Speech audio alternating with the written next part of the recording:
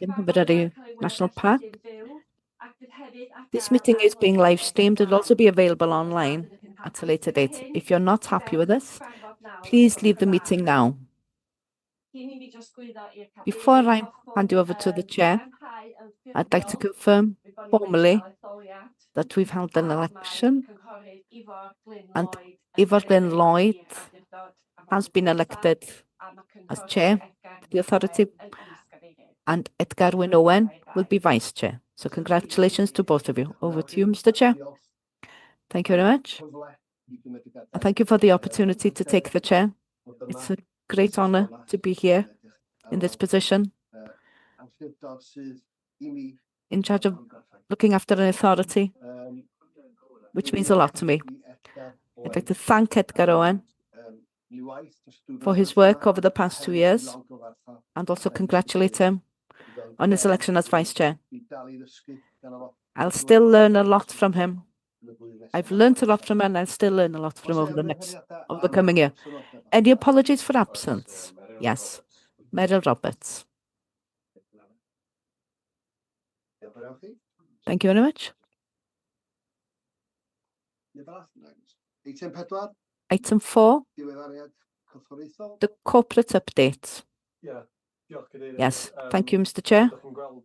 As you can see, this time I haven't prepared a written report as I usually do. That's due to 3 weeks since the previous authority meeting when I wrote the report. I'll give you a quick update on our update. Not many things to raise here. First is that congratulations to the new chair and the vice chair on their election.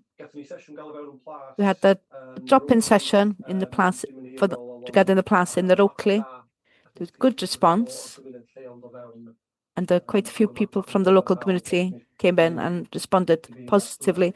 And Naomi will give us an update on that. And connected to that, and following on, Peter Lord gave us a lecture in Penrhyn Deidraeth Memorial Hall.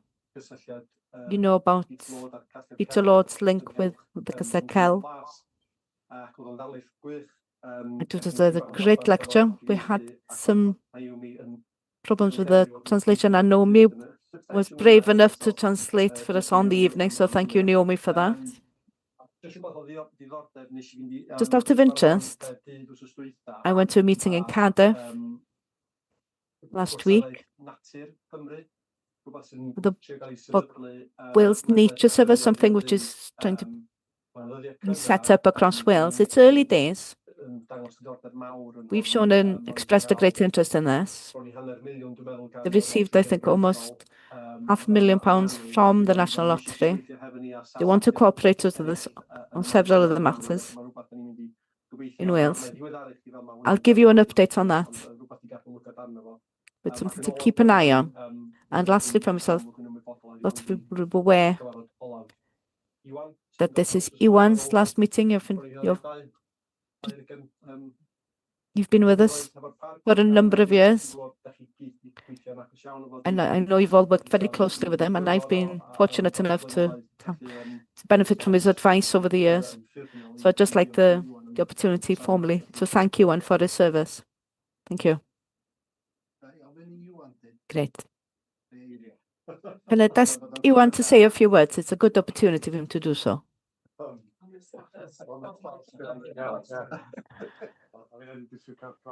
I was expected to have a quiet meeting today. I'd like to thank you all here as members. I think over the years, the constant leadership we've had from Ifor. I was thinking about what I was going to say this morning. I've seen 6 chairs. No, it's 7 chairs by now.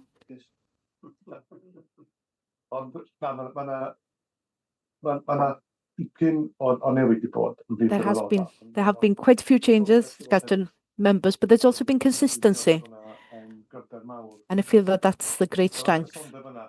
With that consistency and the partnership with the staff members, that's why it works so well. I think that's a huge strength that we have here. The strength between staff and members and the whole family. So I'd like to thank you all.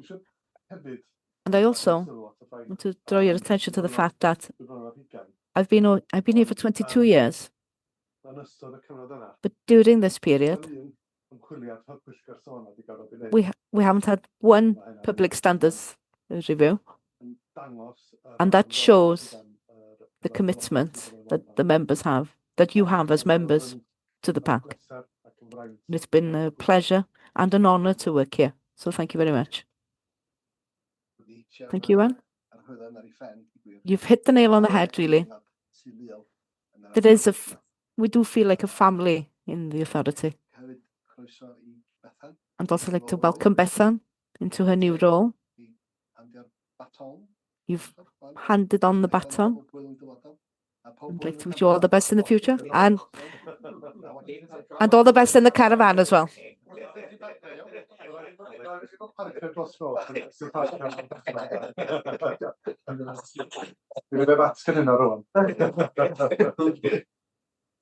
Right. Thanks. Holly. Public question time. Anyone? No, no one. Any declarations of interest? Anyone? I'm sure as members, we'd like to show sympathy, express our sympathy to Sian, having lost her father recently. Thank you for raising that, Anwen. Item 7, membership of the authority. This just confirms the membership of the authority. There's further explanation in the report. It just asks for your permission to include your details on the website. We will only include your name and your address and preferred telephone number. We won't include your personal phone numbers, just your name and your email address, if you're happy with that.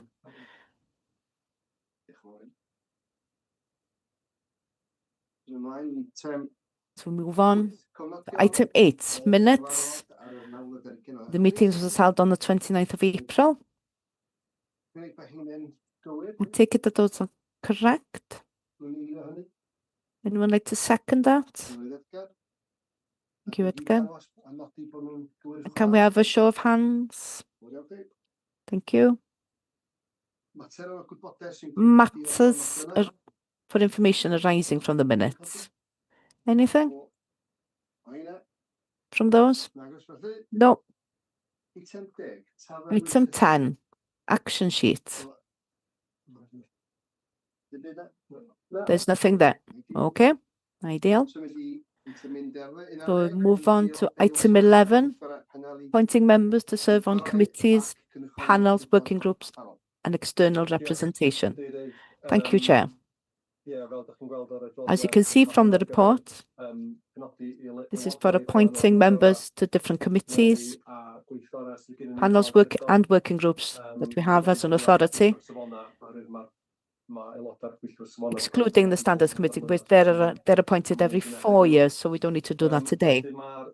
The list, the following list, in part 2, shows the current membership.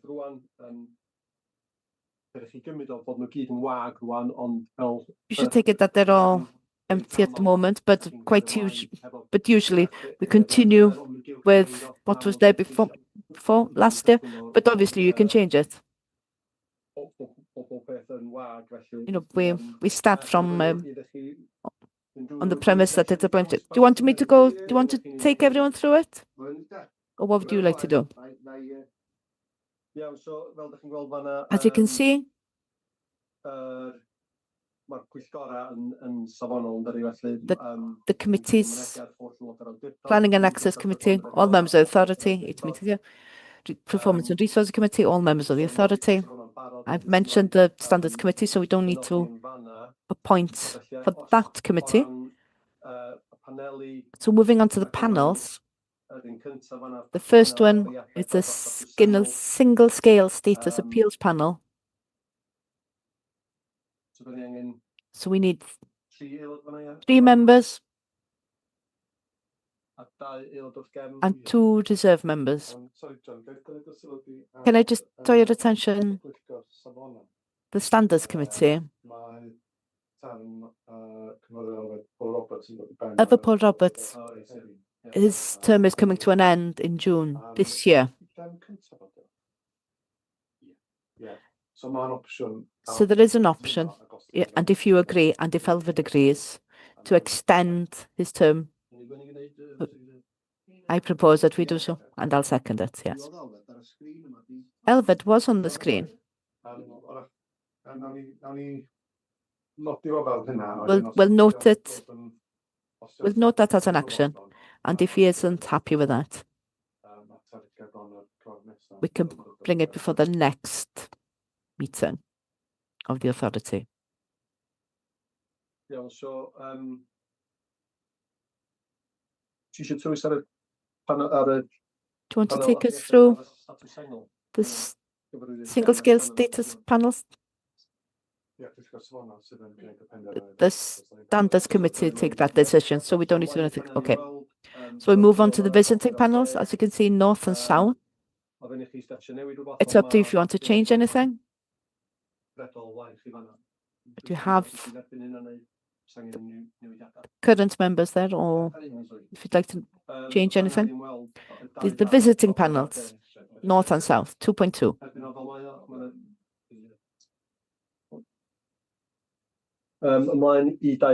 We'll move on to 2.3 to 3.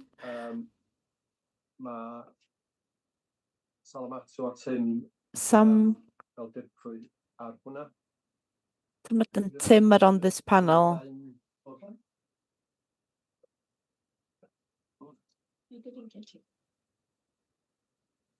I'm going to stay on the phone. Oh, yes. Yes. And then please like to move in just pick up Just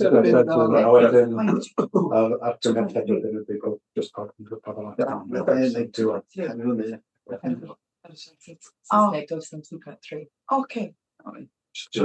Ar y fersiwn Saesneg does dim 2.3. Oh, right, okay. So We're on panel Ffermio Bro. the Ffermio Bro panel. So if you're happy to continue on that, great. Members working group, all members of the authority on that, so we don't need to change that. Local joint working group, 4 members, 2 meetings per year, 3 appointed by local authority and 1 from Welsh Government. The membership is noted there. If you're happy to continue, or anyone want to make any changes? Okay, everyone looks to be happy with that. Move on to 3.3, Eryskw Management Board. 3 members of the authority. Meet as necessary. I think there are 2 or 3 meetings a year. 2 appointed by local authorities and 1 from Welsh Government. The current members are there. Everyone happy? Naomi happy?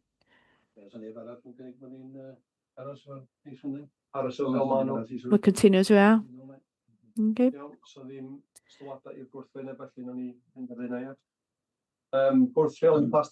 Plas Tan y Bwlch Management Board. When we're with the Plas Tan y Bwlch Management Board, they haven't met for quite a while. But I'd like you today appoint 3 members. But also, just want to let you know, we do intend, myself and Naomi, to review the scope of work of this panel in order to extend really the membership so that we're in a better position to carry the project forward. So we intend to meet as a board in September to discuss the scope of work, and if you're happy with that, that will be presented formally to the authority so that the authority can approve it and also appoint additional members to this board. but we need 3 members at the moment. How many members will you be looking for? Well, we're not sure yet until we've reviewed the scope of work. But at the moment, we'll stick with the 3. We're already on it. We want to conduct. We need to see how many people we need to carry the project forward. There will be different elements of. We need to take into consideration all the different to see if we need any more members rather than the current 3 that we have, so that it reflects the size of the project. So we need a strategic group, really. On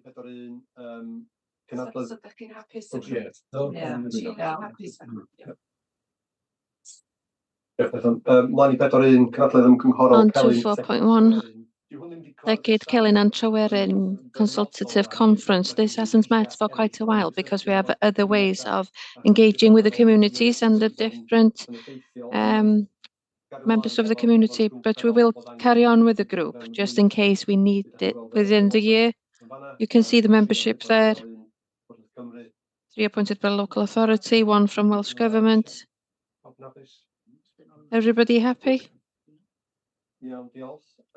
Okay, thanks. 4.2 Forum Eryri.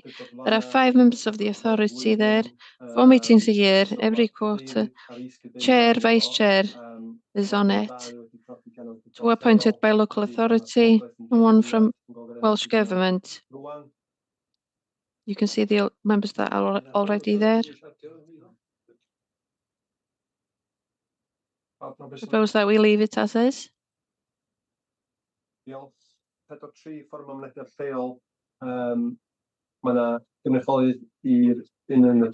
access forums, there are 2 members of the authority, 4 meetings a year. You can see the names there that are already members. Are you happy or do you want to change anything? As is. No comments. Otherwise, 4.4 Strategic Planning Subcommittee.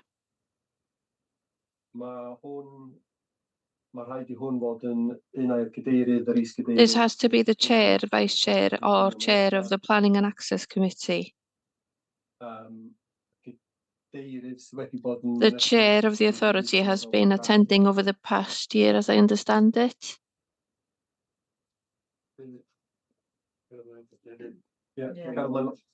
Propose that we carry on as is. I think it's possible to interchange between those 3 noted, so they can discuss among each other. So we'll carry on as previously.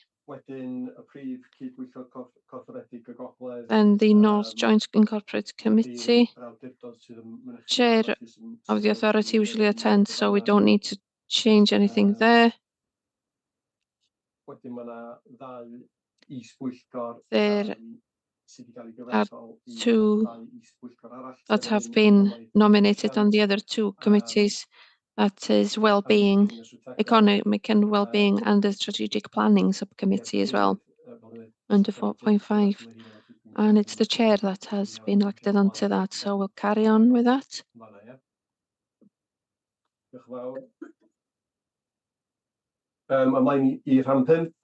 On to item 5, task and finish groups and steering groups. We have 6 members, as you can see, on the asset subgroup. Are you happy with those 6? Or does anybody want to nominate anybody else? Propose that we carry on as is. Is Ivor okay with that, or does he want to amend? I don't want to be on too many different levels. Otherwise, I'll be asking the questions and answering them myself. Does anybody want to replace me then? Who's desperate to go on to this one? They don't meet very often.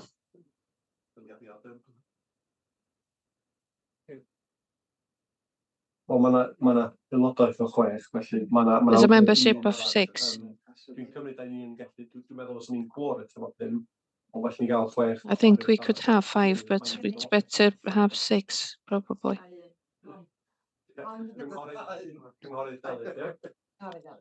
Councillor Delyth, are you happy for that, Delyth? Yes. Show of hands. Thank you. The carbon account and climate change steering group, 5 members on this one. It hasn't met a lot. I think we've met once. Or there has been work based on this year. I know that Al has been working on several significant matters in this field of work, and there will be at least one meeting in the next year. And there's a lot of important work that needs to be discussed in this one. It is important, and it is the part of the foundation of the park, really.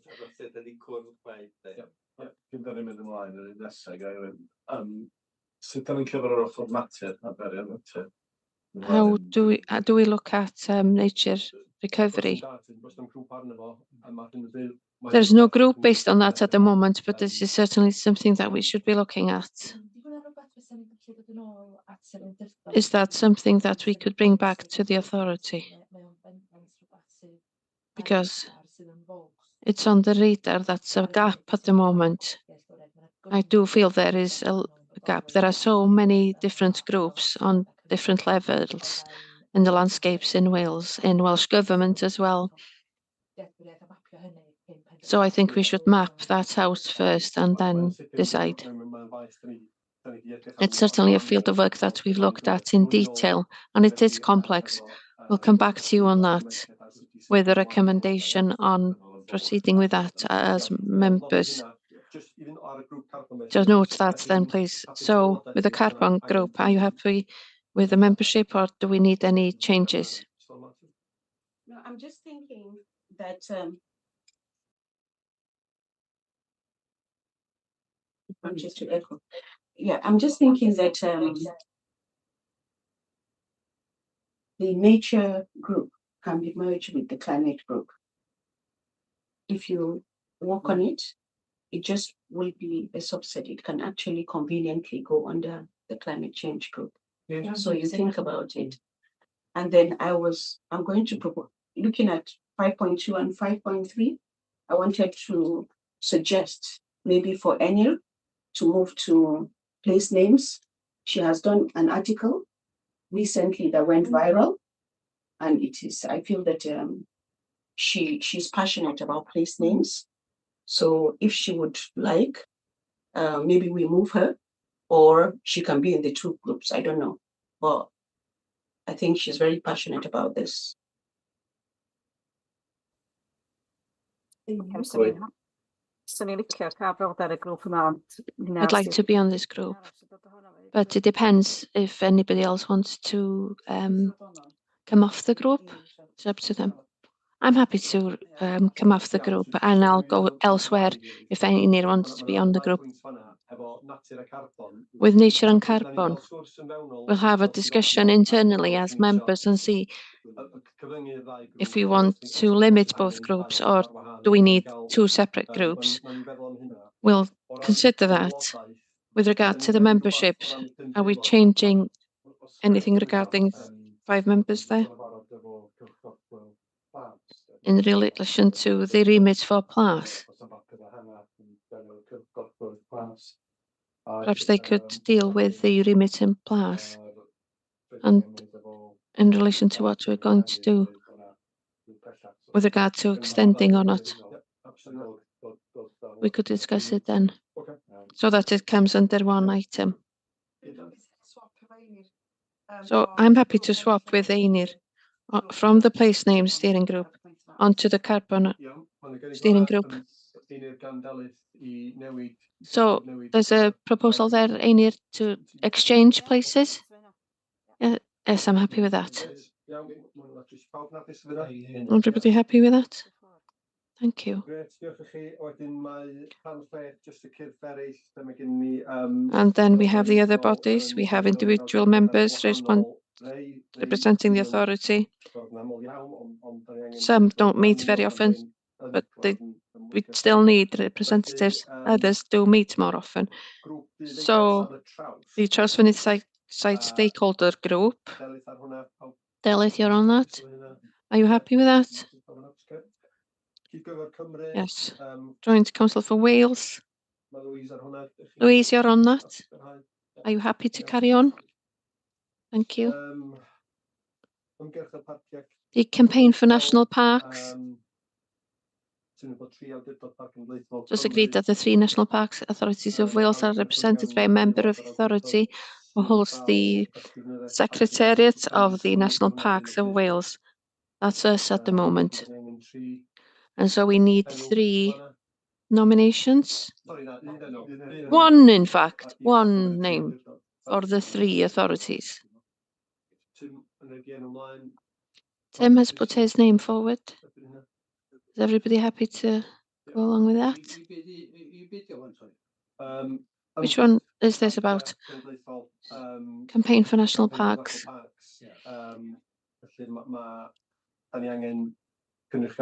We need a representative for Wales on that group. It's an UK-based meeting and we need a representative from Wales. The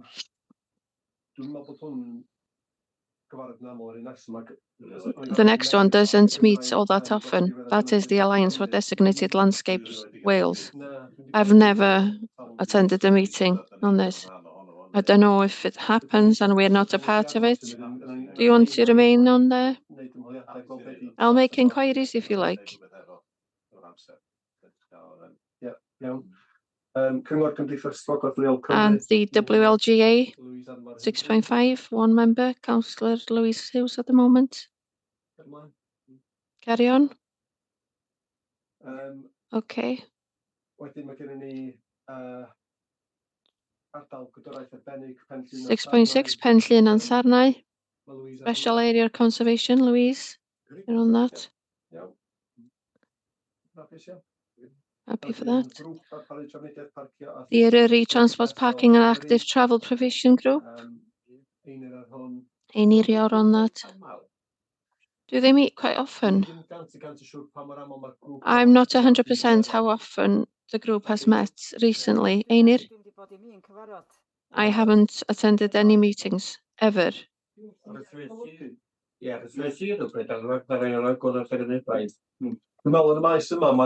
In this field, there are several meetings and engagements in other way, and we should review this as a part of the review to the other groups that Ewan suggested, and so we'll bring that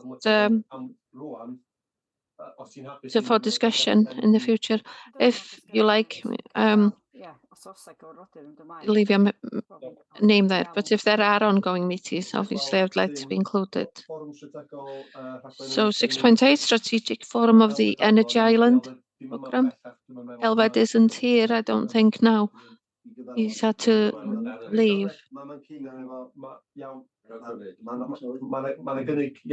So a proposal has been made to retain Elfed on that. The Dyfi Biosphere Partnership. Propose, Louise. Happy for that, okay. And the last one is the Cambrian Coast Railway Liaison Conference. I'm not sure how often this meets. We have Meryl who isn't here. And Councillor Delyth in reserve.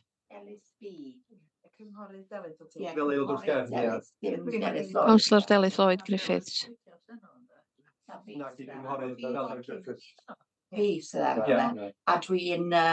Yes, no, I'm on it. And I represent Liz Saville Roberts on it as well. I don't think there's a problem with that, is there? No. Okay.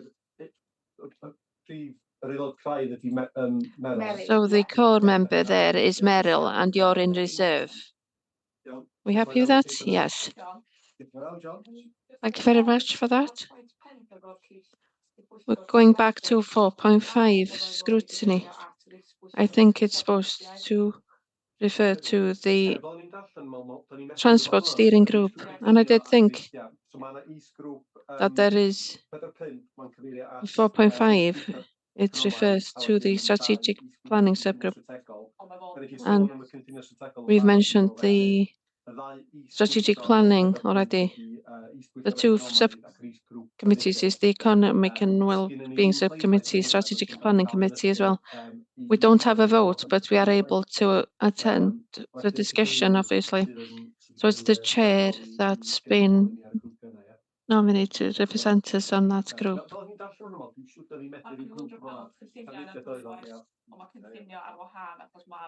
Planning is separate.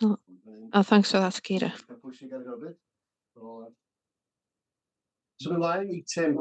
Moving on to item 12.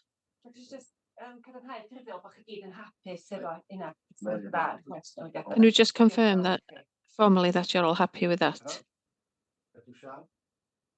Thank you. Moving on to item 12 on the agenda, which is members' attendance. This is an item for information for you only. It's data of your attendance over the past year. It's for information only. Thank you. Does anybody want to propose that it's correct? We have a seconder. Show of hands. Thank you. On to item 13, annual report to the authority. From the chair of the Standards Committee, I'd like to welcome Mark Jones here as the new chair of the Standards Committee. He is joining us virtually. Mark is going to present the annual report. Over to you, Mark. Thank you very much. I'm Mark Jones.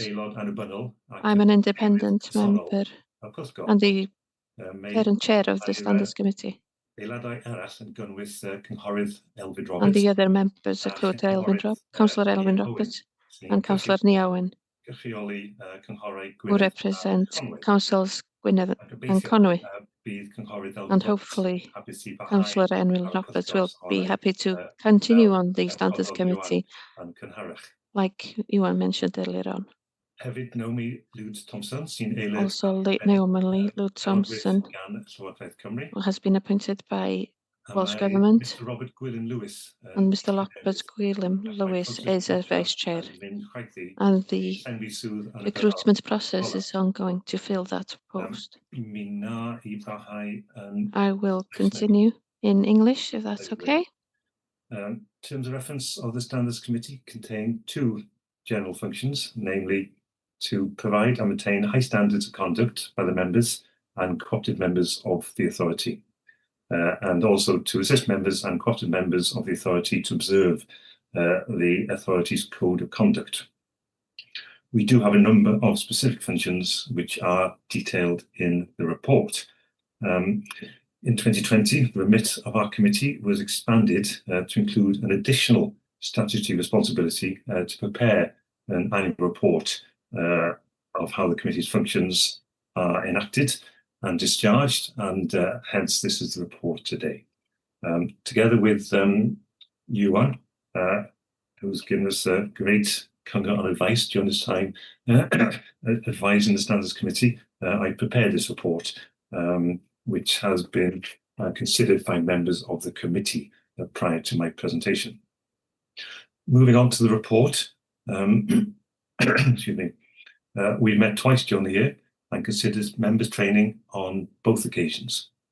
I'm pleased to be able to report that there have been no matters referred to the Public Ombudsman Committee or the Adjudication Panel of Wales relating to investigation of alleged breaches of members' code of conduct as members of the authority.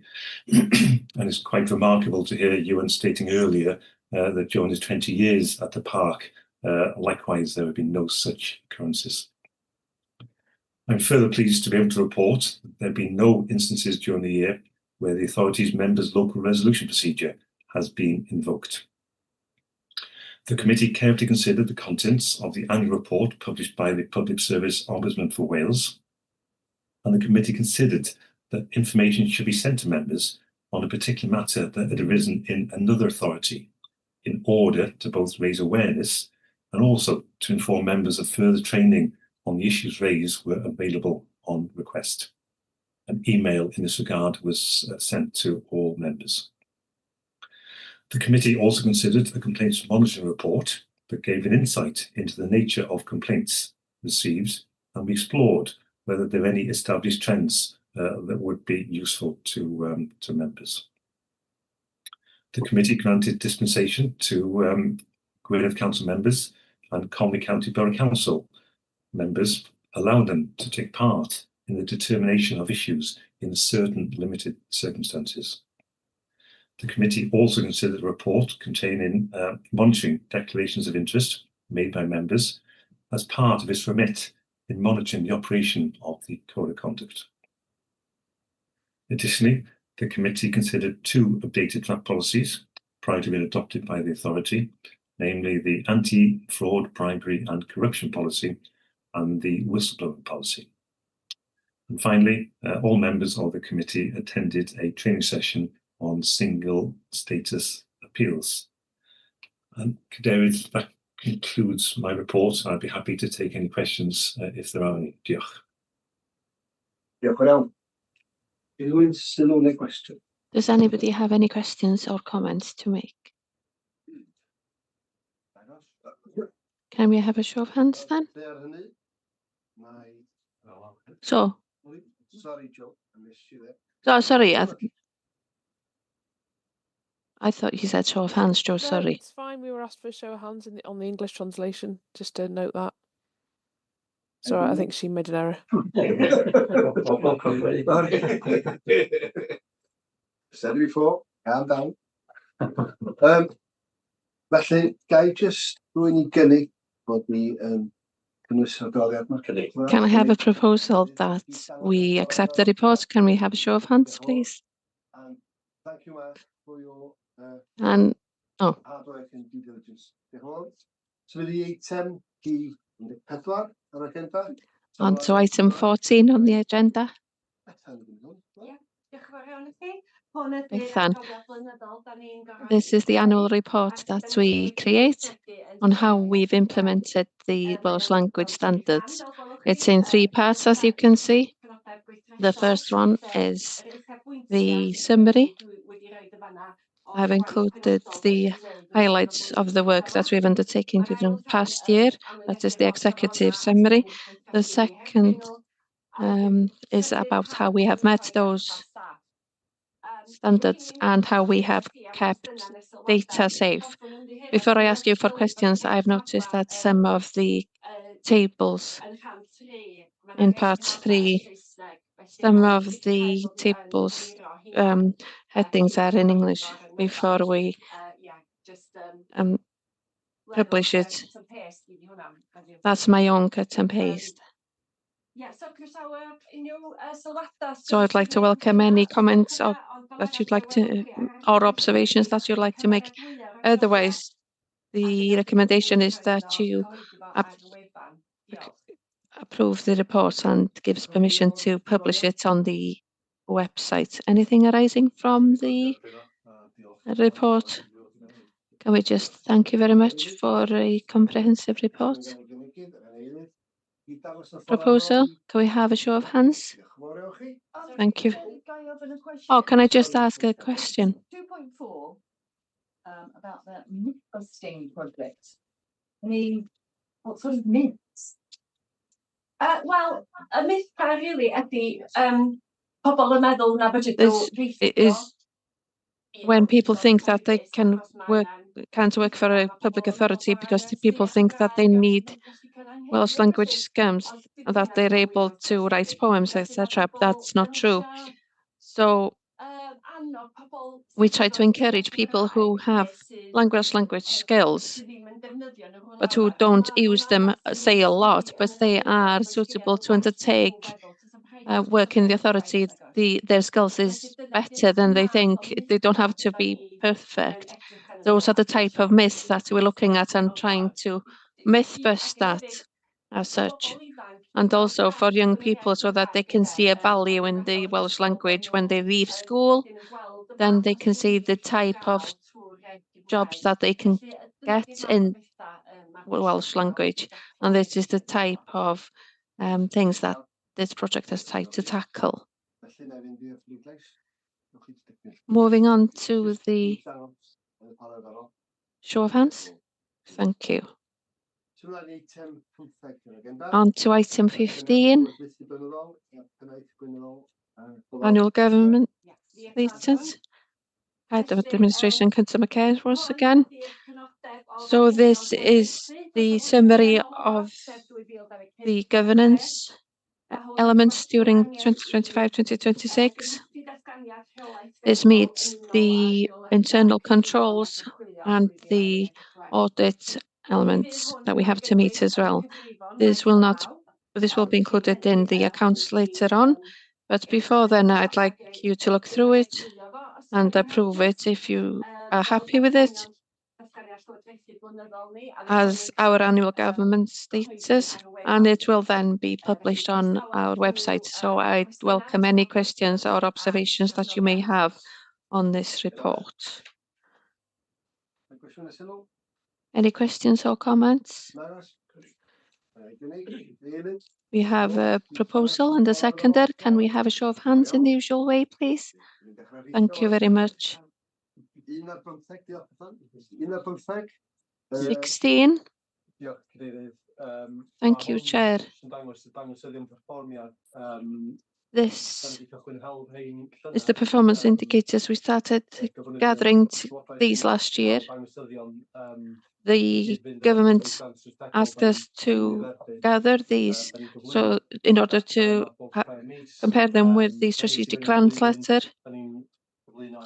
6 months into the year, we have basic ones and then the more detailed ones, which is this one. And this one is up to April 2026. They've already been submitted to the government last month because there was a deadline, and so it's already gone to the government. So really this is for information, but if you do have any comments on it, we could amend it if necessary. The content is quite interesting as far as the authorities' work is concerned. It doesn't pick up on everything that we do, of course, but it's quite interesting and useful in relation to some elements and fields. What does SIPFA mean? Dewi, Chartered Institute of Public Finance Accountancy is what SIPFA means. Oh, sorry. Yeah, no, sorry.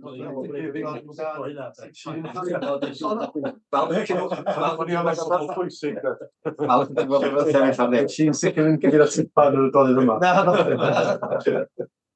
And I got a copy of blaen fel. Felly mae'r cynnwys yn y tlodiad un. The content is under Appendix 1, and you are welcome to raise any questions that you may have. Anything? If not,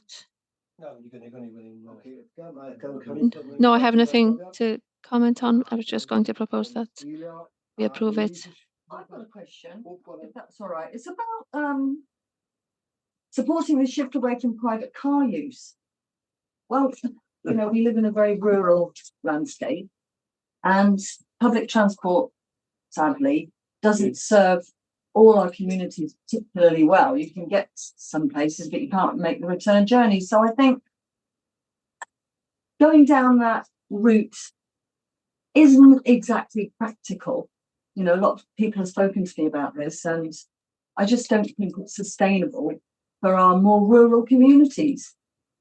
Cycling to get your weekly shop, or, you know, cycling to a hospital appointment.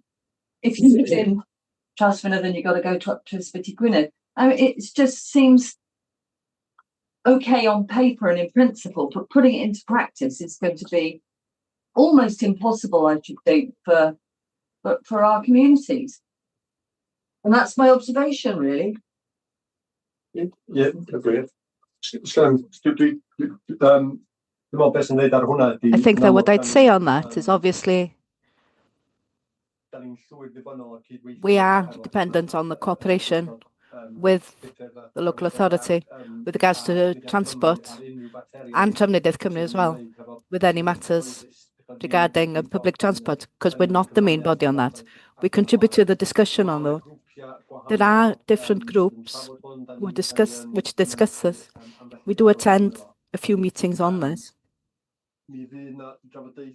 There will be discussions on transport over the coming year, because there will be the local development plan and the review of a cynllun Eryri as well. So I think there will be opportunity for you as a board to discuss it, hopefully within the next year. Thank you. Can we have a show of hands? Okay, thank you. Item 17, Plastan y Bwlch Development. I know that Naomi is going to take this. Thank you. The report just confirms the information that you've already heard in the committee, the two committees, and during the members' development days. Just gives an overview of the work which has happened over the past year and a half to bring the project together with the intention of presenting a development period application in August this year. We've outlined what the project will achieve as we present it to the Heritage Fund, developing and building on Plastan y Bwlch as an education and an environmental centre, and hopefully make it fit for purpose as a centre for the 21st century, and including the element of art gallery, which we presented in the committee a few months ago. We appointed a design team, and they will be developing the master plan really for the site. We have invested greatly in the initial stages in order to understand, ensure that it will be a viable project. And it's important that everybody realizes, the members, staff, and the community as well, understands that this is the initial phase. If we're successful with this application, hopefully that we present in August, there will be a further 2 years of development in order to fine-tune this plan. And we'll need to feed into this process along the way. So this isn't the end. This is just the initial stage. We have been able to invest really in taking advantage of grants from Cadw and in order to invest in the further. And we've just appointed Meleri Davies as an artist in residence who will be working with us during the transition phase, as a transition with the communities during this initial phase. This community aspect is extremely important. The voice of the community has transformed the plan really for the plan's future, and it's something we want to maintain and ensure that the community's voice, the local community's voice, feed into the plans as they develop. And that work is happening with different stakeholders and partners under the bodies as well. Comes to the Heritage Fund, as I mentioned previously, there's a formal process to follow. Formal process for applications over £250,000. So the first stage, the initial one that we'll present in August is the development grant. We will be asking for around 550. It would be due to a value of £550,000, and we will be asking for 90% of that funding from the Heritage Fund. If we are successful, we'll hear in December, and that will lead to a further development stage of 2 years. And then we will be submitting a further application in December 2028, and the total amount of the completion fund will be around £15 million, which is a huge sum, I think it will be the largest project that we will have undertaken as an authority ever. You've received information with regards to the risks at the last working group meeting. That's- It is a huge grant, and we will be asking for around 80% of the cost from the Heritage Fund, which means that we will be looking for around £3 million from the contributions or match contributions for the match funding. That's also requires a significant piece of work in order to ensure that we have that much funding in place. We've already started initial discussions with different funders from the public sector and the private sector, the National Grid and Macnox, etc. They're possible funders for this part. There are significant risks from a financial perspective and reputational risk as well, and we've tried to reduce those risks by investing from an early stage, by working with the design to ensure that it is a viable project. And we feel that they are manageable at the moment, and this project will be something worthwhile. A priority of the coming months is to present the development phase grant to the Heritage Fund in August, and we're still working with the design team at the moment in order to understand the full costs with regards to capital and revenue costs to the development project and the final scheme, and also what the day-to-day costs of running the plants will be if we're successful in the first instance. So at the moment, we're still quite comfortable that the long-term cost will be under £250,000 a year to run, which is significantly less than the current cost, and that's still being fine-tuned at the moment as the full costs become apparent. And this process will continue throughout the project. We've met with Dewi Shan a few weeks ago to go through these costs, and I think we're relatively comfortable with them at the moment, but this will still be scrutinized over the coming 8 years and beyond that, of course. So the intention of this report is to ask for your approval and your permission to present the submission to the National Lottery Fund in August. Thank you very much. I'd like to thank everyone who has been part of this project. It's an exciting project, one of the most exciting projects that we've seen in Parc Eryri for a number of years. And of course, there are risks. From what I see, if we don't take a risk, we won't succeed. I'd like to wish you every luck in the future, and I'd like to agree that we carry on with what you've already been doing. So, thank you very much, Naomi, for this full report on the great work which has happened thus far. It's a very exciting project, and it's great to see us moving forward on this.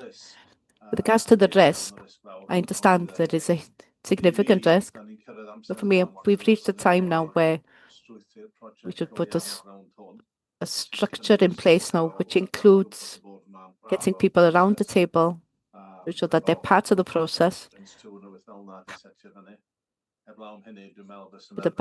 I think that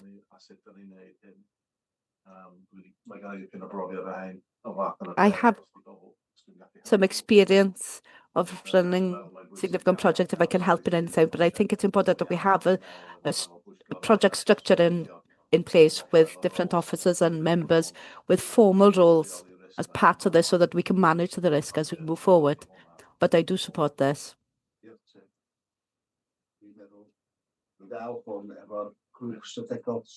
And with the strategic group, that it's Salamati. Sorry, I don't want it to echo. Yes, thank you, Naomi, for this very good work that you're doing. I'm just wondering, apart from the National Lottery, I'm just wondering whether you're leveraging on the opportunities for net zero in terms of the whole renovations. So maybe thinking about solar panels in that sense, where you can actually get them free from somebody that wants to promote these transitions that we're having.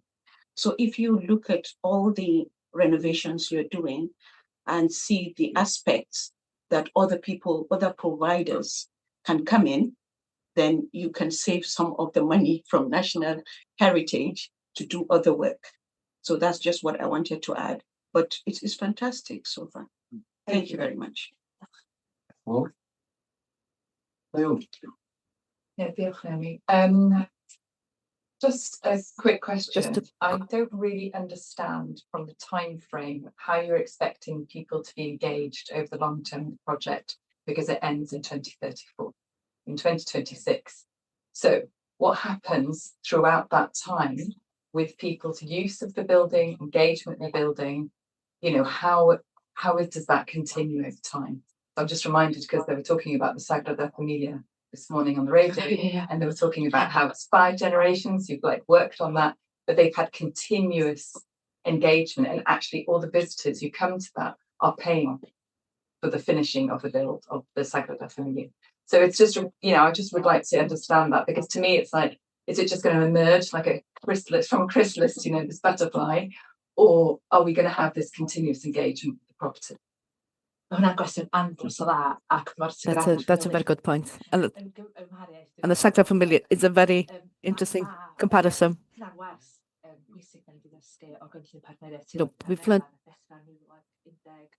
when we started on the Partneriaeth Carnedd in 2015-16, and it wasn't complete until 2026. It's such a long period of time where people are waiting for things to be completed, and obviously some things will have to wait until right at the end of the project, and 12 years is a long period. So I accept your point with that. I think there are interesting examples in Rodo in Dartmoor, which the National Trust developed, and they developed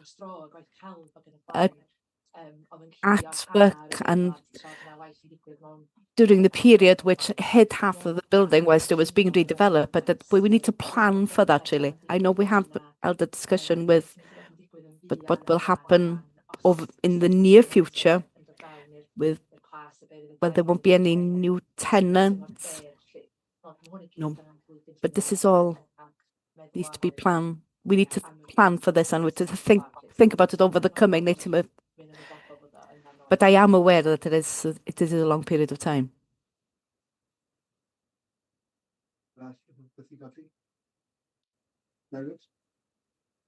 Yeah, my question that That's a question of self, what happened. I like the question about the Sagrada Familia. Have they finished it yet? I hope it doesn't take as long as that. Elfed, welcome back. You're still in Manchester? I'm in Manchester at the moment, so I'm trying to join when I can. Very sorry that I couldn't attend. Right. We don't have any further questions or comments. We'll move on to the recommendation for you to approve the project and the intention to submit an application to the National Lottery Heritage Fund in August 2026, with a further update to be submitted to the authority meeting in February 2027. Have you proposed that? Oh yes, John had proposed. So we have someone to second the motion. Can we have a show of hands, please? And thank you, Naomi. No, I'd like to thank everyone. I wanted to say before I'd like to thank you, Juan, for all your initial help on this, with the emphasis on risk over the past few months, but not just on this project, but with all projects.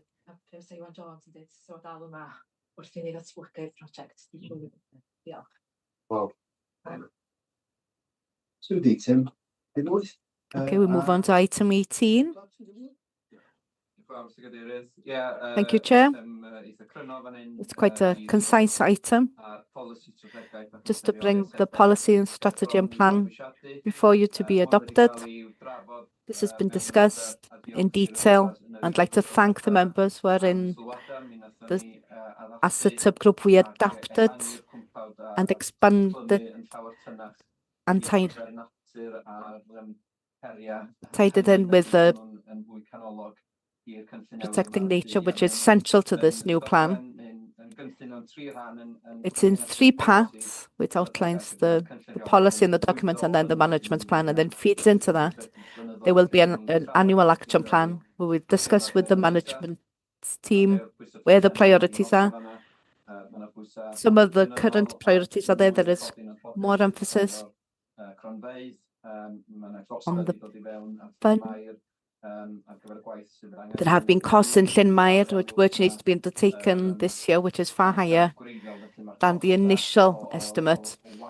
So the cost of work on our assets is very high, which is set out in point 4. We're trying to improve our financial resilience and be investing where possible in order to maintain our processes, but there is financial pressure on maintaining our assets, which led to the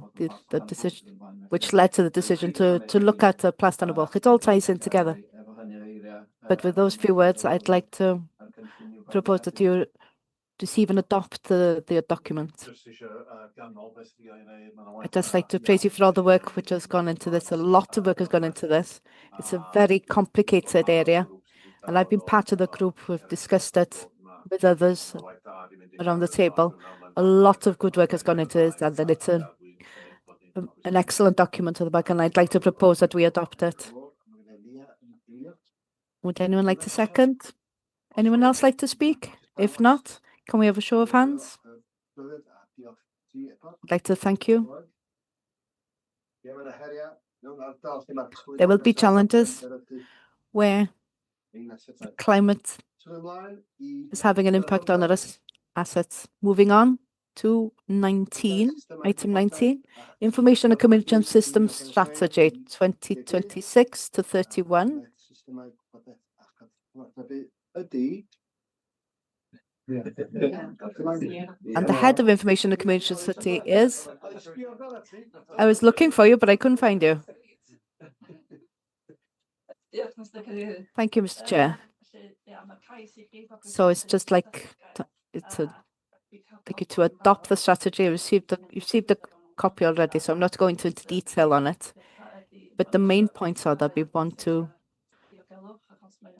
improve cybersecurity because it continues to be a problem, to modernize our systems and take into consideration AI, and improve our digital systems, use the data that we have, and work in a more effective manner with it, develop staff skills and member skills because the technology changes so quickly, it's difficult to keep up. So just ensure that everyone has necessary skills and to reduce any risks which will tie in with this. So this strategy sets out a clear direction over the next 5 years.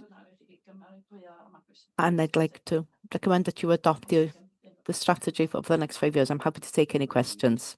Thank you very much, Nia. Anything anyone would like to raise? Yeah, I've got a Louise? question. As an out and proud Luddite, I just hence this.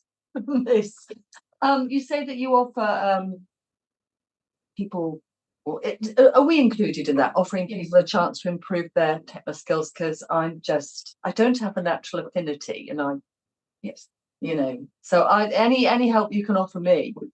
Yes, would be gratefully received. And this is for specifically drop me an email, and we can arrange some kind of training. Okay, thank you. Thank you, Louise. So just a quick question really, and it's about the use of AI. As we know, AI is far more energy intensive. It's up to 10 times the use of normal systems. So the difference between using Google search and AI, Google search can use a lot more energy. That has led to obviously the rise of data centers, which are hugely energy intensive and water intensive.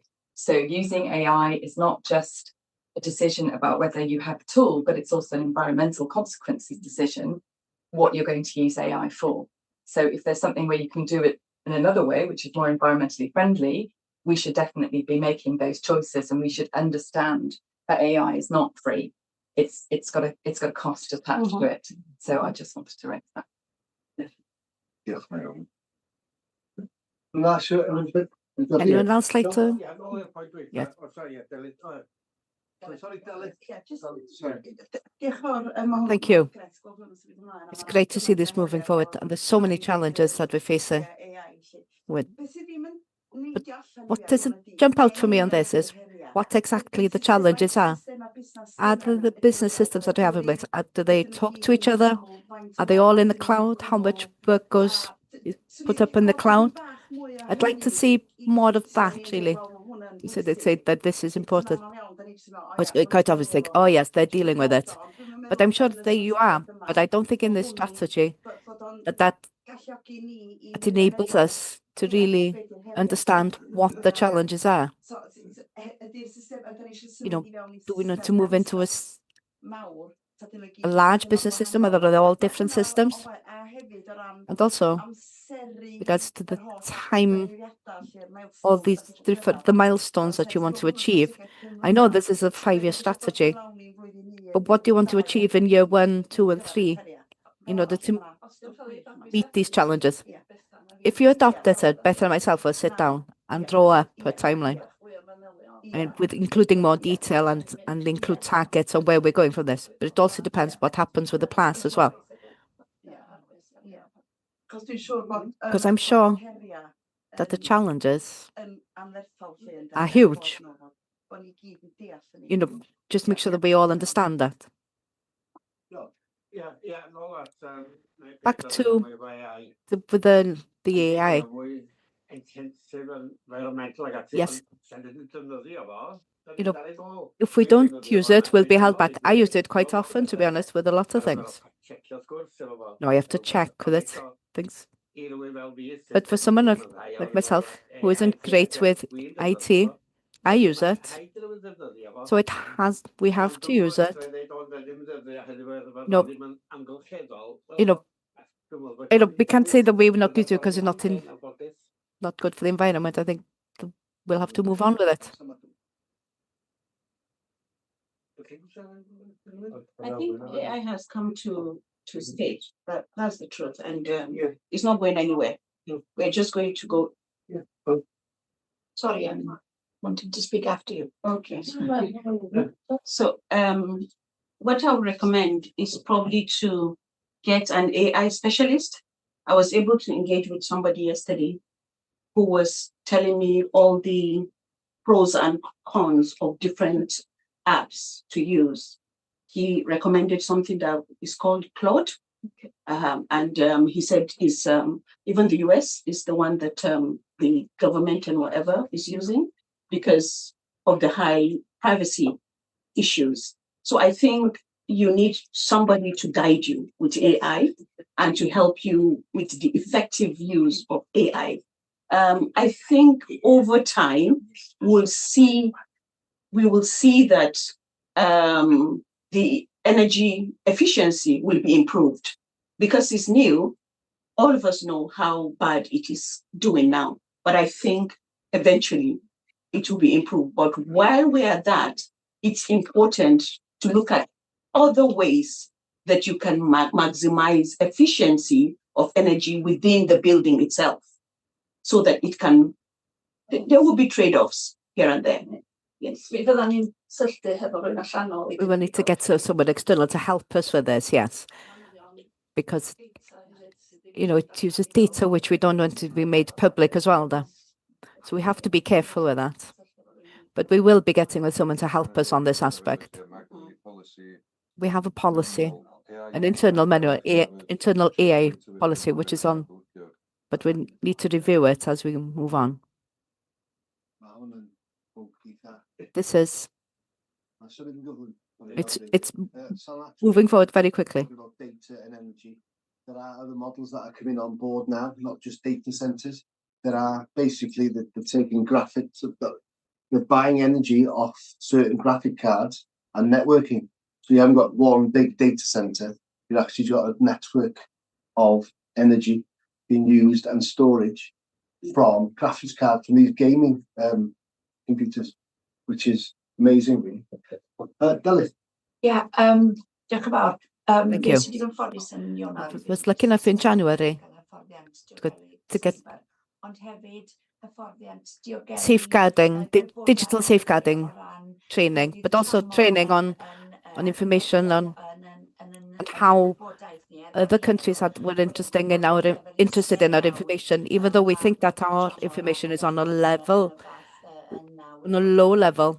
Other countries are interested in this information is available.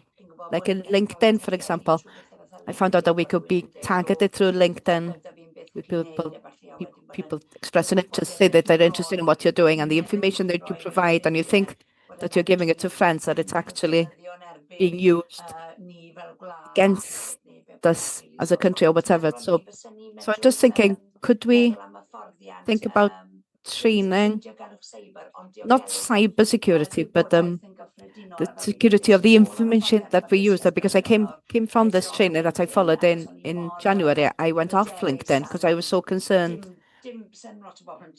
Not people would target me personally or want my data personally, but it was so easy for people to target us through things like LinkedIn and get our information when we think we're talking to friends or someone is interested in what we're doing with the environment or whatever, or our work on the park. Someone could target us here, but we think it's low level, but it actually isn't. So I just thought if we could look at the training on that.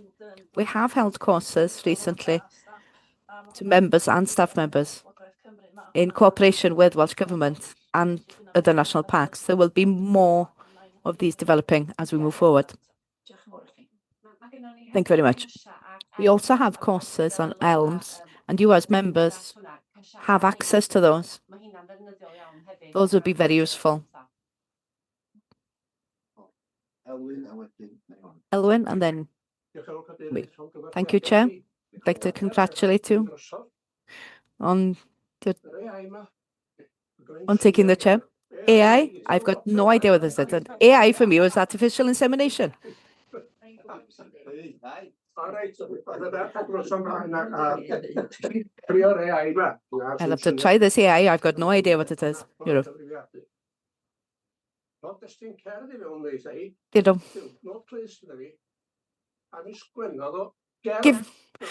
I used the AI. I put in an ear backings.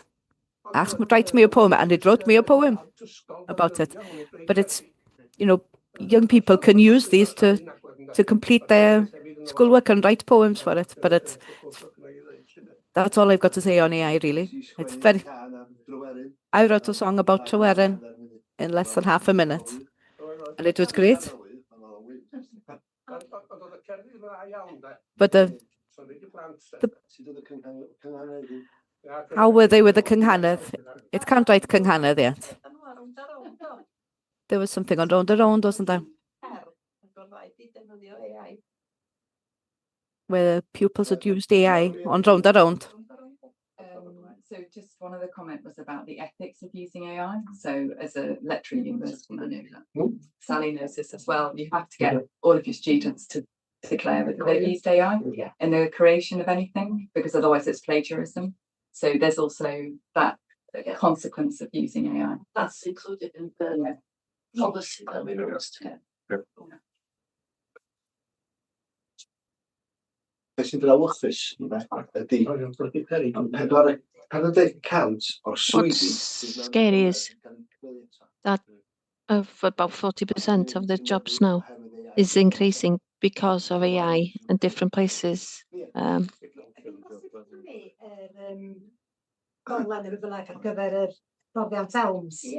Is this included in the ELMS training then? Maybe I've had that training, but I don't remember really. But you also mentioned training via Welsh Government. I've not been on those, but I know that the county councils are also offering those. Is it the same training from Welsh Government? Have Gwynedd, some Gwynedd members undertaken it? I take it it's the same type of thing. I think they were company from Northern Ireland at the time. It's very useful anyway, that training. And Conwy as well. I take it it's the same one. Okay then, thank you. Will anybody propose that we adopt this? Can we have a seconder? Can we have a show of hands in the usual way? Thank you very much. Yeah.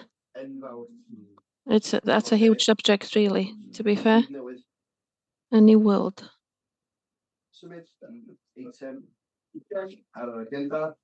Next item on the agenda is overnight parking restrictions in our car parks. John? Yes, thank you. You saw that this was on the news this morning. Just a couple of things that need correcting with regard to the messaging. We're asking for your permission with regard to the implementation of the authorities' car parks. With accuracy, historically, the authorities' car parks have been closed in the evening and overnight, but because of resources, enforcement has been pretty light, shall we say. It will evening use and overnight use has happened with the paper that was introduced or presented in December. Obviously, the car parks is a core element of our strategy. With finance, we are installing cameras in some of the car parks, and we're just managing that. And now we are able to confirm the times that the car parks were closed officially, and those have been the same hours historically. As a result of that, we've had a lot of individuals replying and from organizations saying you can't close these car parks because it affects the use of the national parks in the night. And of course, we do sympathize that because the park is used in the early hours of the morning. People who have maybe gone to see the sunset and the sunrise. You'd be walking during early hours and at night as well.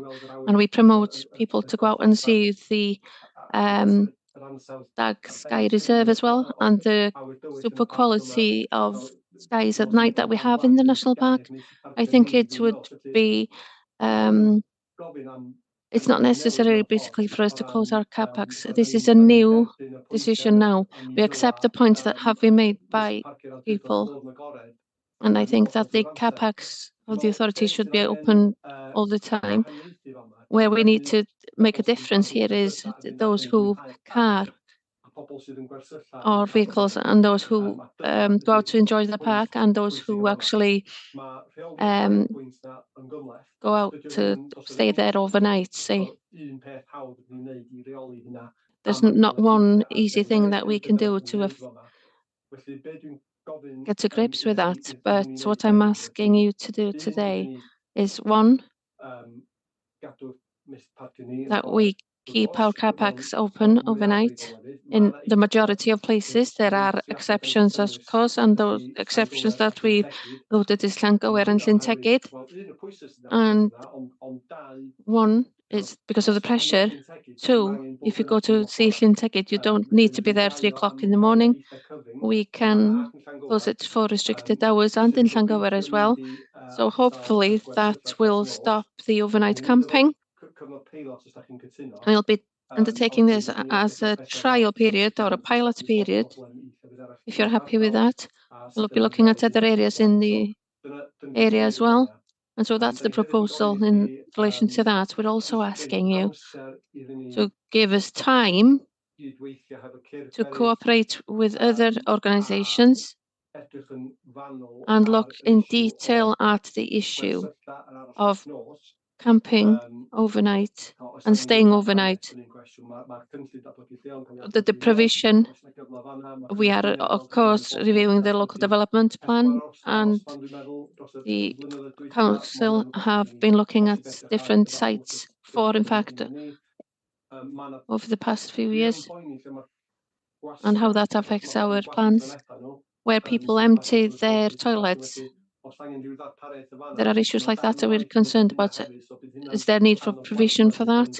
And this will be a part of the work that we'll be undertaking and looking at this with stakeholders as well. And the truth is, we want local communities to have the best benefits, really. And if people are selling places for people to come here to stay in the park, we need economic benefits for those people as well. So basically, that's what we're asking you to do today. You can see the recommendation, which is to continue with the 24 hours car park use throughout the national park, with the exception of C below, Llyn Tegid and Llangower. And recommendation B is that we undertake a thorough multi-agency review towards the overnight camping issue. Thank you. Tim? I'm very supportive of what you said.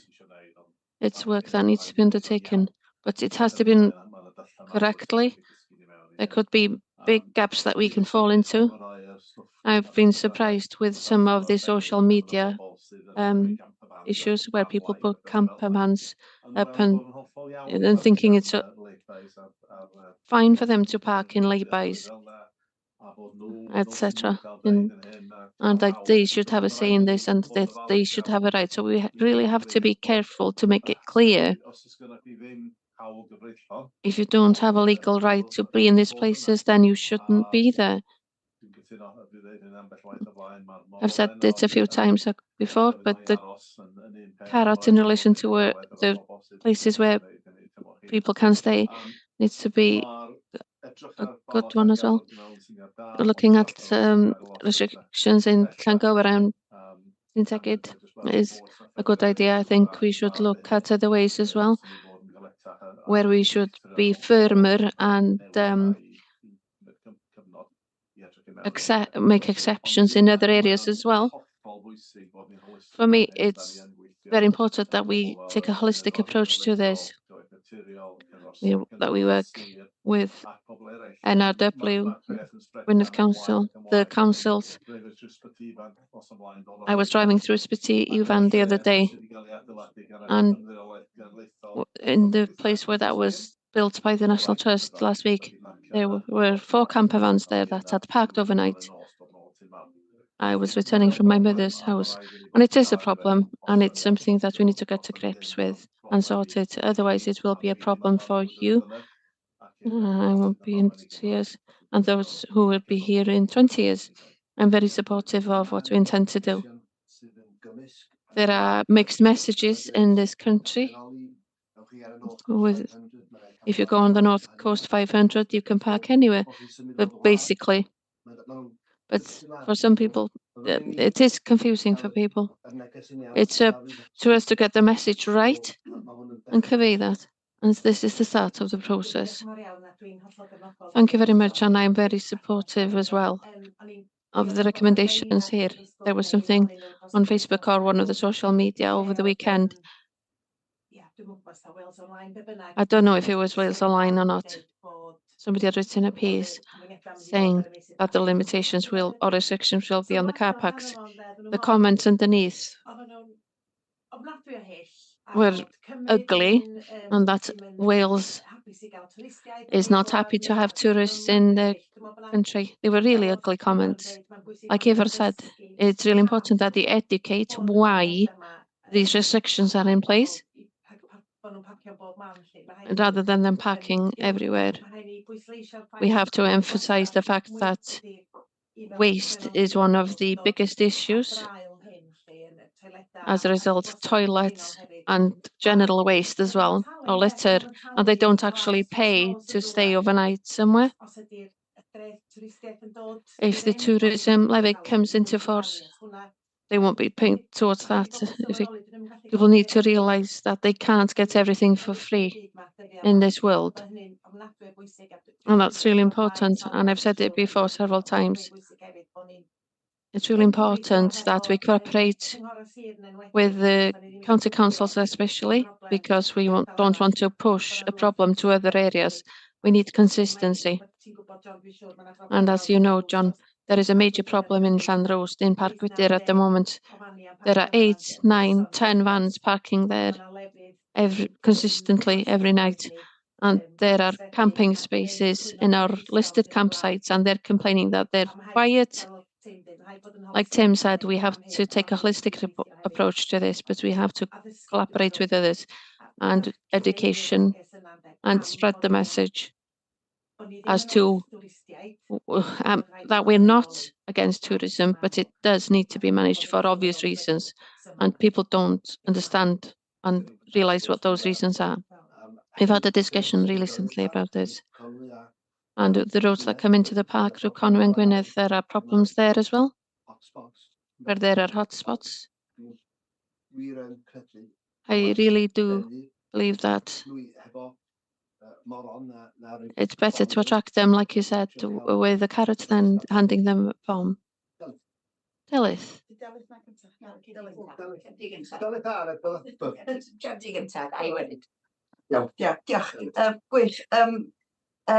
Great.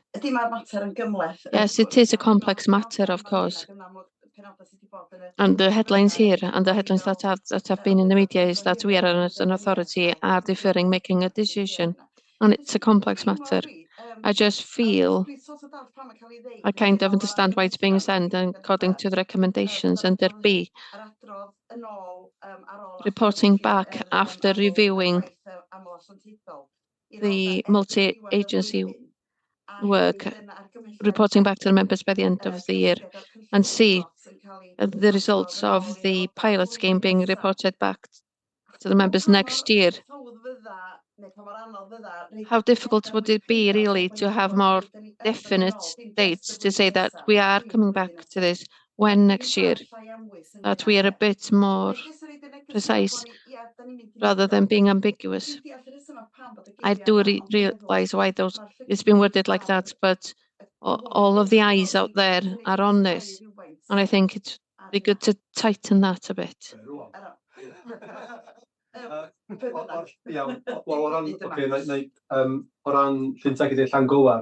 regards to Llantegyd and Llangywir, the cameras are being installed very soon, and we'll need some data on that.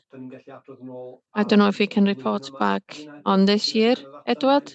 Will there be enough data for us to be able to do that? Yes, we'll have 3 months over the summer. In the December meeting, we'll be giving the concession of a 3 hour in the morning and in the evening. They'll be able to look at the analysis over the past 3 months before then.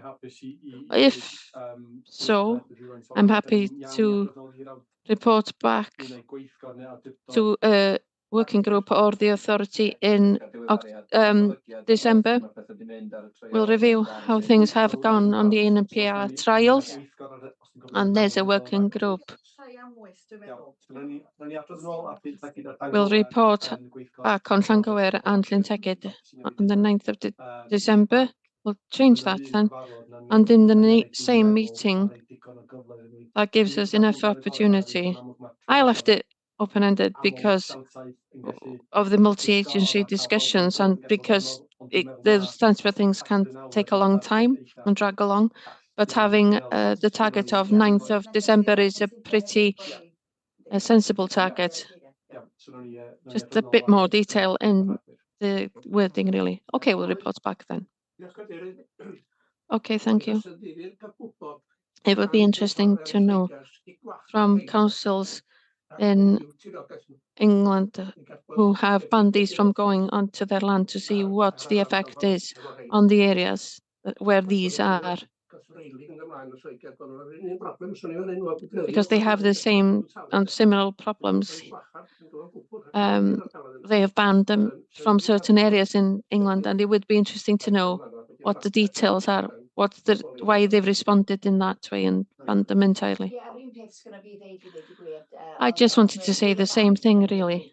The bank holiday was terrible in our areas. I'm thinking specifically about the old bridge in Llanelltid, where we had people parking along the road, people saying, telling me to leave because they wanted to park there, and I was in their way.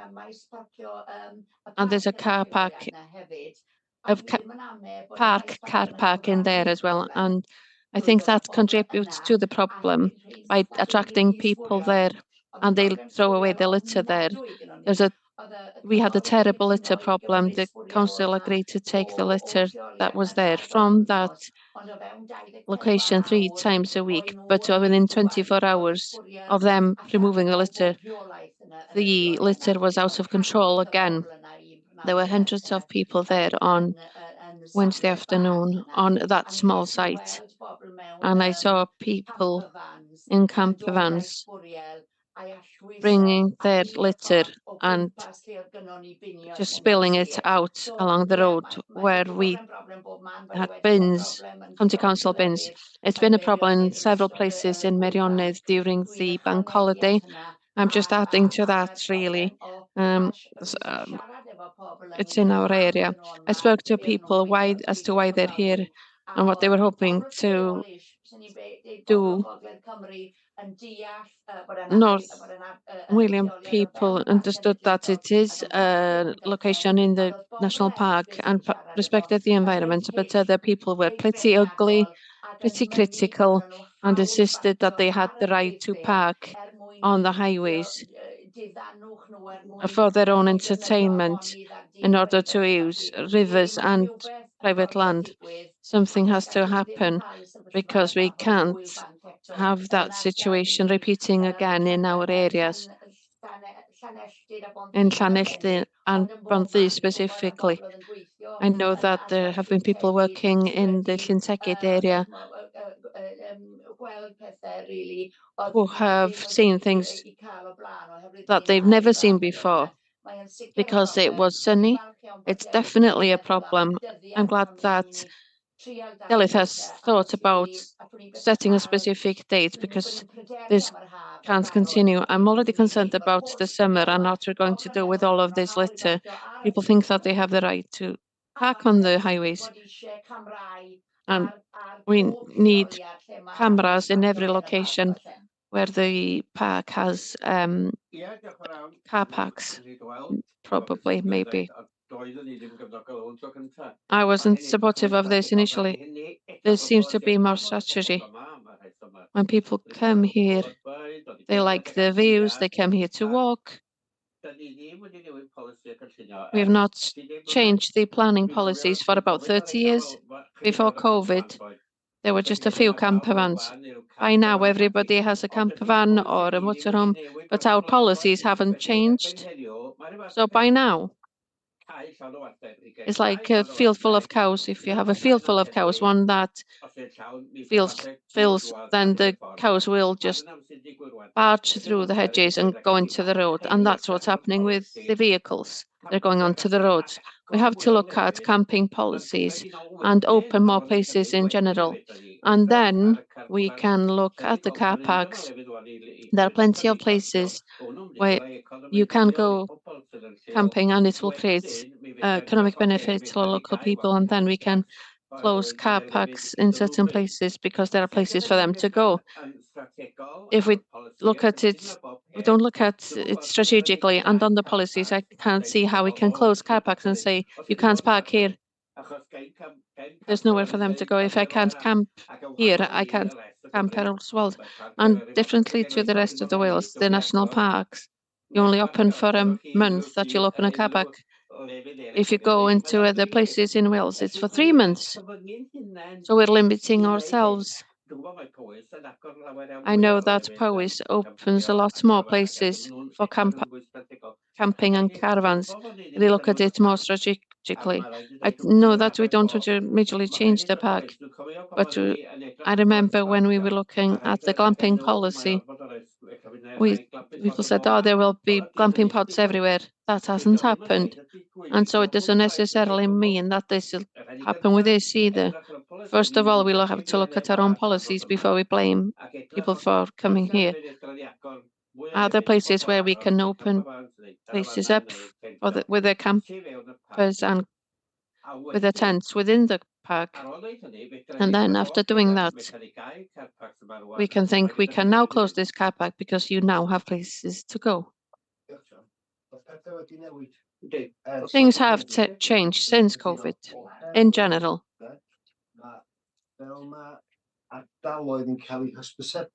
Areas are now being advertised on social media and WhatsApp groups as well. So camp vans owners speak to each other, go there, this is a good place, and they get up in the morning, they see the sunrise with a cup of tea. And now then, who wants to go next? Louise. The trouble is that people want something for now, don't they? They want to go to a place and not pay. So they're driving a what, 50, 60,000 pound vehicle, and they don't want to stump up 10 quid for an overnight parking maybe. And I know it's not strictly in the national park, but you know, the Bailey Bridge over the half-term holiday, and it coincided with fabulous weather and all the rest of it, but there were 41 of these damn things down there. You know, and the people walking dogs, and they just don't seem to care. No. You know, I welcome people to come, but please adhere to the countryside code, respect our communities, respect our facilities and our beautiful countryside. So I don't know what the answer is.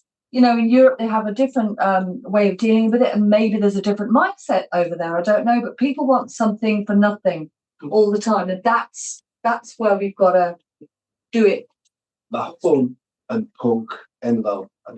This is a huge subject, and we will have to bring it to a working group so that we can really air the subject properly. Everybody in agreement with that? Elwyn, just one thing, Chair. You mentioned that we need to open more places. Opening more places is going to make the problem more intense. They just don't want to pay. That's the problem.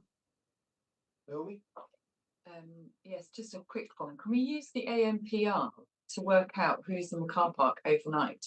Because if they're coming in at 10 and they're not leaving till 6, they've definitely had an overnight stay. If we have their ANPR, can we not say to them, we are aware that you stayed overnight in this car park? And then if we have ANPR at all the car parks, we would be able to track everyone who's staying overnight. So if somebody came for a stargazing, bought a stargazing ticket, absolutely fine. They've bought a stargazing ticket, they've come in and they've left. But everyone who stayed in between 10, dusk and dawn is basically doing an overnight stay. And if you know that on the ANPR, at least we could get the data of who's doing that overnight. And once we have the data, obviously, then there's the ability to either fine or to write a notice saying, we're aware that you stayed overnight in this car park. It is not an overnight stay car park. The next time you do this, you will be fined. Yeah. There are potential. This will be a part of the that will be undertaken. And the legitimacy of the company operating the ANPR to obtain the data, the vehicle owner data from the DVLA. I'll ask that question so that we can have these discussions. But yeah, it's one to consider. Edgar, and finish. Dylan. Oh, Dylan. It's up. Yeah, I don't agree with that opening places is the answer. The places are already there. People don't want to pay. I'm sure that's if the farmers opened their fields, the people are not going to be using them. What we need is to attract the right people and not the people who leave their litter behind. And I don't know how it will work with the levy. They'll not be paying the levy if they work, sleep in a car park in Eryri in any case.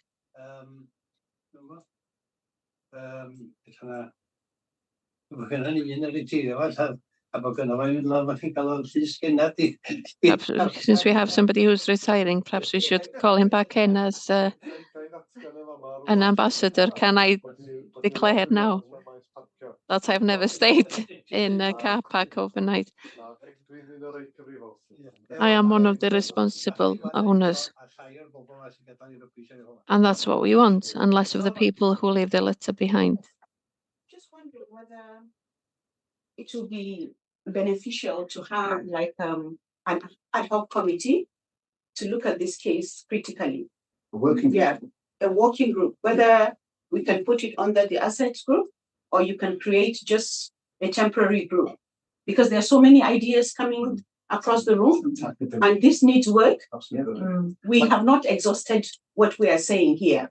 So I think it will, going forward, if you can create an ad hoc group or put it under assets group, you people don't have what you're doing. What you're recommending, you're proposing a task and finish group, Yes, which is derived from members of the asset group.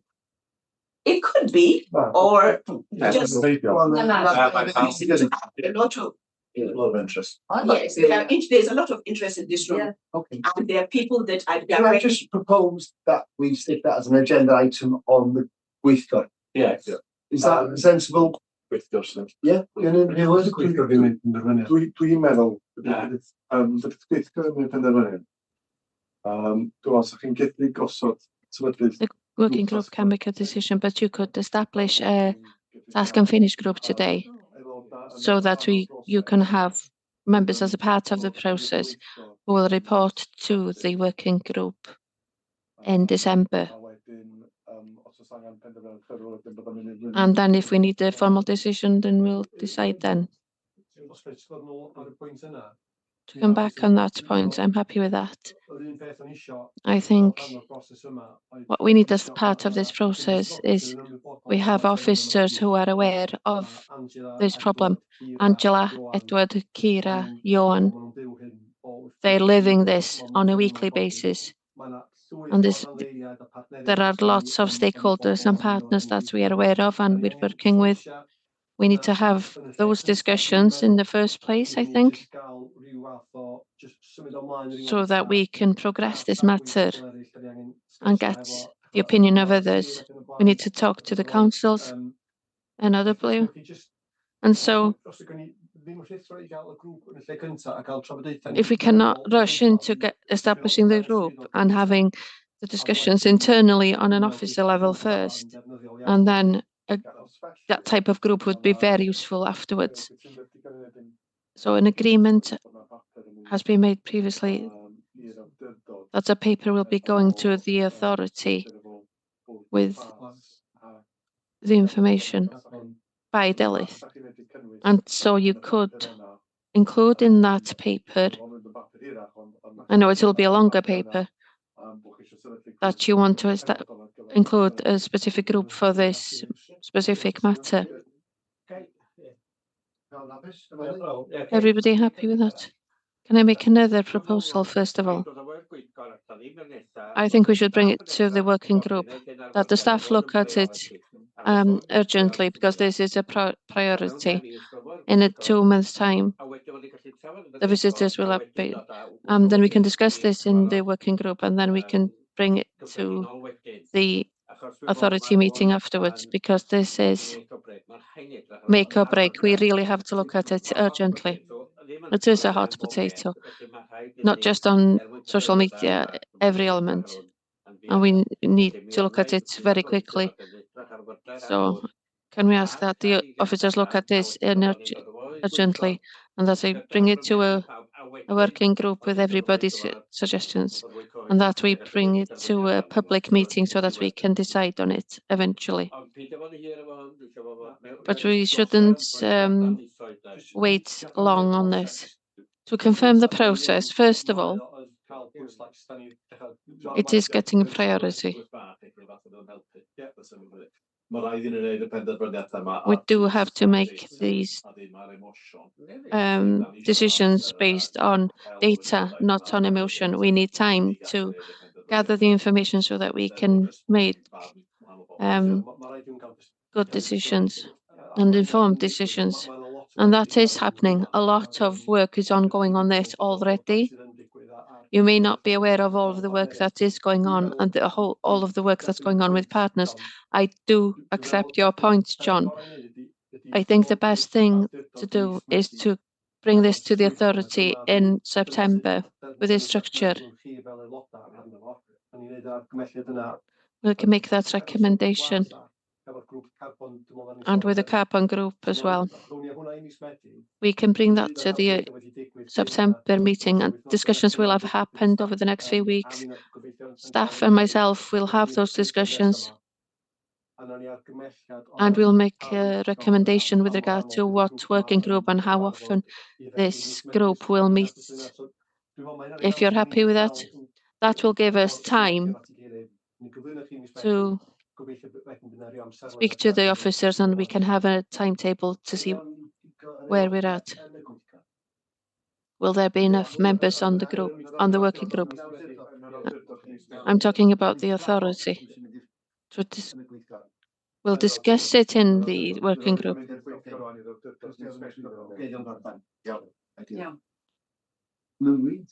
Yeah, just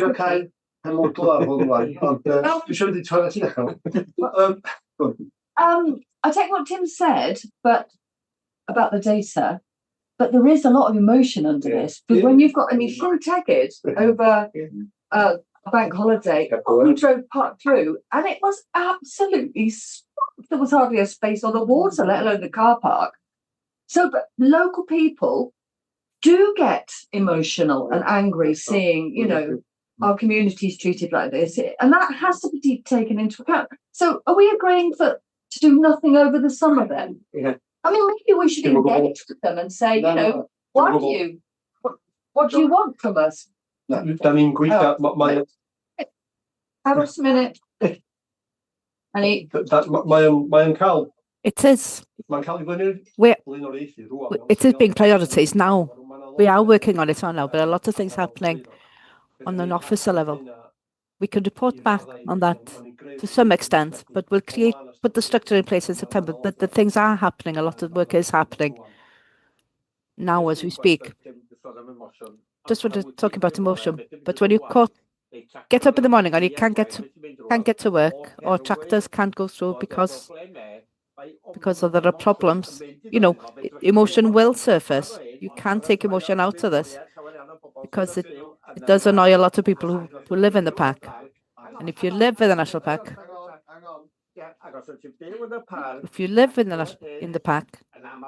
and I hear it very often, you know, Llangower, people with tractors, they couldn't get past.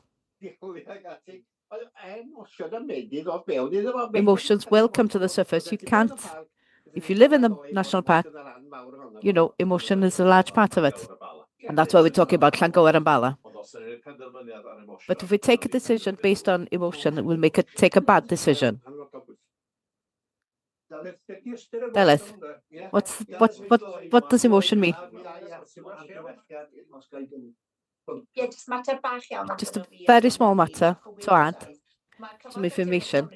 Natural Resources Wales have told us lately that they're bringing enforcement notices in on people who camp overnight in Coed y Brenin. I don't know how they do it, but I've heard that from them.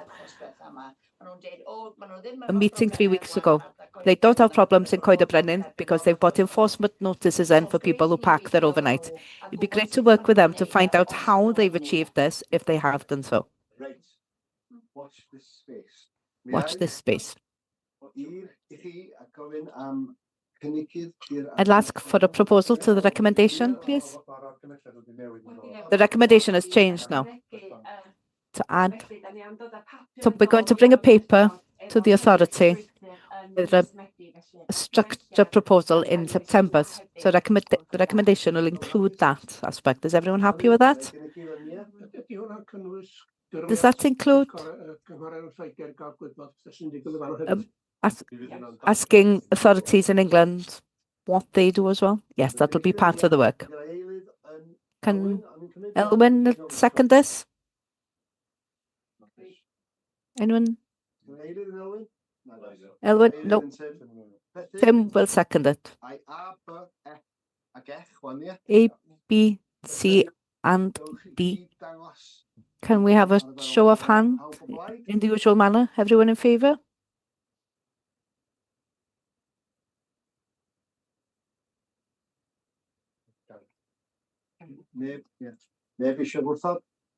Nobody against? And no abstentions. Okay, thank you. We'll be discussing this again soon.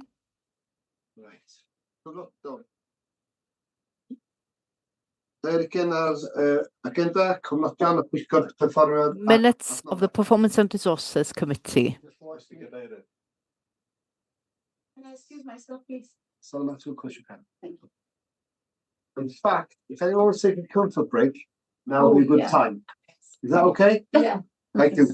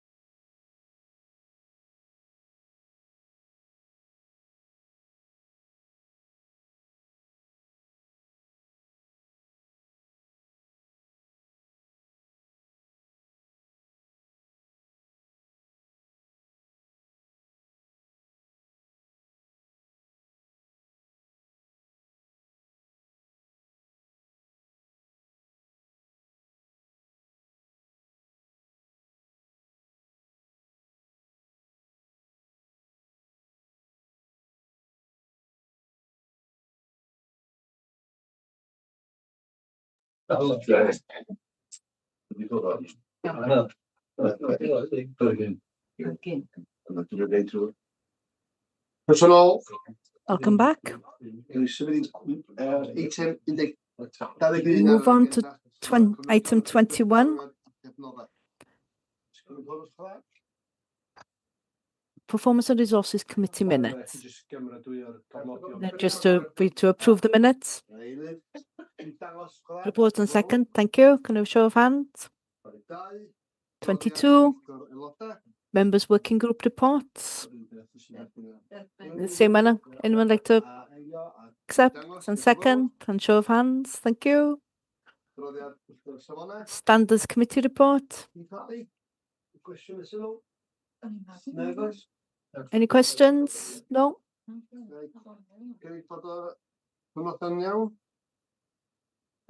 Information correct? Anyone like to propose? We're not on standards, are we? There are two reports.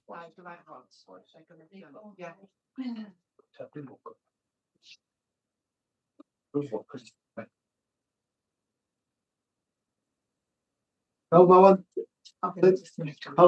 happy? 23.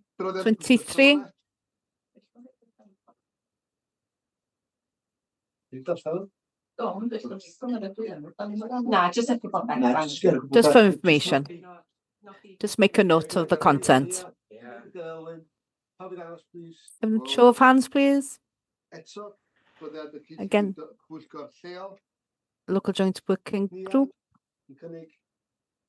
Nia proposed. Delwyn seconded.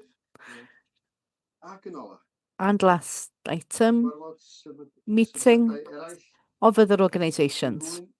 Does anyone in this room have anything? Has anyone attended any meetings? Would like to give an oral report? It's been quiet. It's been a quiet period. So I'd like to thank you all. And I'll bring the meeting to a close. And see you next time.